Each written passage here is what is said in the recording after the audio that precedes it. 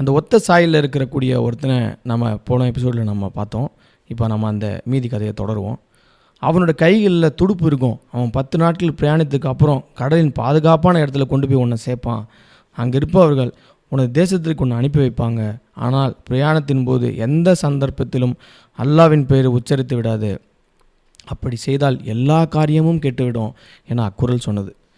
கனவில் கேட்டபடியே தூக்கத்திலிருந்து எழுந்து எனது கால் பாகத்தில் இருந்த மண்ணை தோண்டி குழிக்குள் இருந்த வில்லம்புகளை எடுத்து குதிரைக்காரனை அம்பால் வீழ்த்தி கடலுக்குள் விழவித்து குதிரையை புதைச்சிக்கிட்டு இருக்கும் பொழுது குரல் சொன்னபடியே கடலானது பொங்கியது.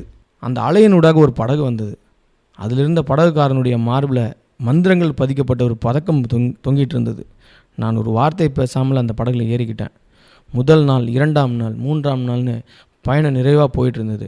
நானும் வழியில் இருந்த தீவுகளையும் குன்றுகளையும் அதில் பச்சை பசேல்னு இருக்கிற வனாந்தரங்களையும் நான் கண்டு கழிச்சு சந்தோஷமாக போயிட்டே வந்தேன். ஆனால் ஒரு கட்டத்தில் நான் பார்த்த இயற்கையின் அதிசய காட்சினால உந்தப்பட்டு என்னோடய உற்சாகத்தை அடக்க முடியாதபடி அல்லாவை தவிர வேறு யாரும் கிடையாது, அவன் ஒருவனே இறைவன்னு சொல்லிட்டேன். அப்படி சொல்லி ஒரு நொடி கூட கடந்திருக்காது.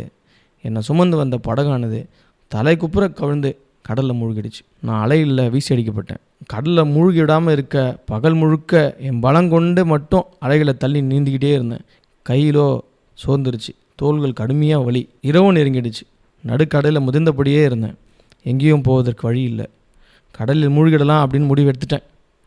அப்போது கடலில் ஒரு பெருங்காட்டு உருவாகி அலைகள் மலையளவு உயர்ந்து என்னை கரையை நோக்கி தள்ளிச்சு. இறைவன் என்னை காப்பாற்றி கரை சேர்க்க முடிவெடுத்துட்டான்னு நான் யோசிச்சுக்கிட்டேன். கரையை அடைந்ததும் ஆடையில் கசக்கி பிழிஞ்சு காய போட்டுட்டு அன்றிரவு நல்லா தூங்கினேன். காலை எழுந்ததும் எங்கே இருக்கிறோம் என்று தெரிஞ்சுக்கிட்டு நடக்க ஆரம்பித்தேன். கரை முழுக்க சுற்றி அலைஞ்சும் நான் ஒரு சிறு தீவில் இருக்கிறேன் அப்படின்றத நான் புரிஞ்சுக்கிட்டேன். இறைவனுடைய மகிமையை மீண்டும் புகழ்ந்தேன். நான் நேரமாக தீவை விட்டு வெளியேற வழி ஒன்றும் தெரியாதால இப்படி மாட்டிக்கொண்டதுக்கு பதிலாக இறந்திருக்கலாமே அப்படின்னு யோசித்தேன். அப்போது ஒரு கப்பல் கரை நோக்கி வந்துட்டு இருக்கிறத கவனித்தேன். அந்த கப்பல் மேல் தளத்தில் ஆட்கள் நின்று கொண்டிருந்தாங்க. அதிலிருந்து ஆட்கள் எனக்கு ஏதாவது கெடுதல் செஞ்சுருவாங்களோ, இதுவரை பட்டதே போதும் அப்படின்னு பயந்து ஒரு மரத்தின் மேலே ஏறி அதன் கிளைகளுக்கு இடையில் மறைஞ்சிக்கிட்டேன். கப்பல் கரையை தொட்டதும் அதிலிருந்து 10 கருப்பு நிற ஆட்கள் கையில் மண்வெட்டி கூடையினோட வெளிப்பட்டாங்க. அவர்கள் தீவினுடைய நடுப்பகுதிக்கு நடந்து வந்து தரையை தோண்ட ஆரம்பித்தாங்க. சற்று ஆழத்தில் ஒரு பலகையானது தட்டுப்பட்டினதும் தோன்றத்தை நிறுத்திட்டாங்க.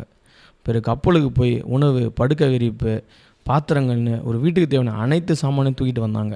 கடைசியாக எலும்பும் தோலுமான ஒரு கிழவனை கைத்தாங்களாக கூட்டிகிட்டு வந்தாங்க. கந்தலும் கசங்களுமான உடையை அணிந்திருந்த அந்த கிழவன் அந்த கிழிந்த கந்தல் உடை வழியாக காற்றானது புகுந்து விசில் அடிச்சது. அந்த வயோதிகரனோட கையை பிடிச்சி அவர் அரவணைத்தபடியே அழைத்து வந்தான் அதிரூப அழகு கொண்ட ஒரு இளைஞன் ஒருவன். அவங்க அந்த முன்னாடி தோண்டின அந்த இடத்துல இருந்த கதவு அருகே வந்த உடனே நின்னாங்க. அந்த கதவை திறந்து உள்ளே போனாங்க. உள்ளே போனவங்க ரொம்ப நேரம் ஆகியும் திரும்ப வரவே இல்லை. கடைசியில் வயதான மனிதனும் அவருடன் போன அந்த அடிமைகள் மட்டுமே திரும்பி வந்தாங்க. அவர்களோடு இருந்த அந்த இளைஞனை காணலை.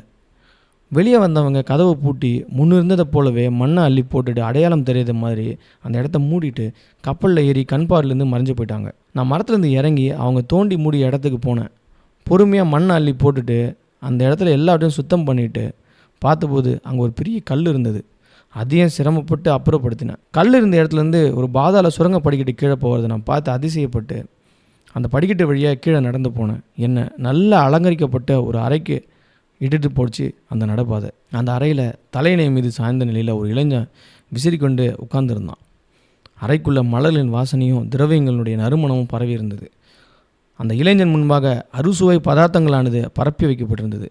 ஆள் இல்லாமல் தனியாக இருந்த அவன் திடீர்னு எனது வருகையை பார்த்து திடுக்கிட்டு போனான். நான் அவனிடத்தில், நானும் உன்னை போல ஒரு மனிதன் தான், எனது தந்தையும் ஒரு அரசர் தான், உனது தனிமையை போக்கிக் கொள்வதற்கு இறைவன் தான் என்னை உன்னிடத்தில் அனுப்பி இருக்கக்கூடும் அப்படின்னு அவனிடத்தில் அறிமுகப்படுத்திட்டு சகஜமாக பேச்சு கொடுத்தேன். மேலும் அவனிடத்தில் என்னிடம் உன் கதையை சொல்ல, தனியாக பாதாள லோகத்தில் நீ வசிக்கும்படி நேர்ந்ததுக்கு என்ன காரணம்? அந்த இளைஞன் நானும் அவனை போல் தகுதியான ஒருவன் தான் அப்படின்னு நினச்சி ஆசுவாசம் அடைஞ்சான். என்னை அவன் அருகே அமர வச்சுக்கிட்டு, சகோதரா, என்னுடைய கதை வினோதமானது. நான் பாதாள லோகத்தில் கிடந்து மரணமடைவதற்காக இங்கே இருக்கல, மாறா இறப்பிலிருந்து தப்பிப்பதற்காகத்தான் இங்கே வந்திருக்கிறேன் அப்படின்னு அவன் சொல்கிறான். எப்படி ஒருத்தன் இறப்பிலிருந்து தப்பிக்க முடியும்? அதை நம்ம அடுத்த எபிசோடில் பார்க்கலாம்.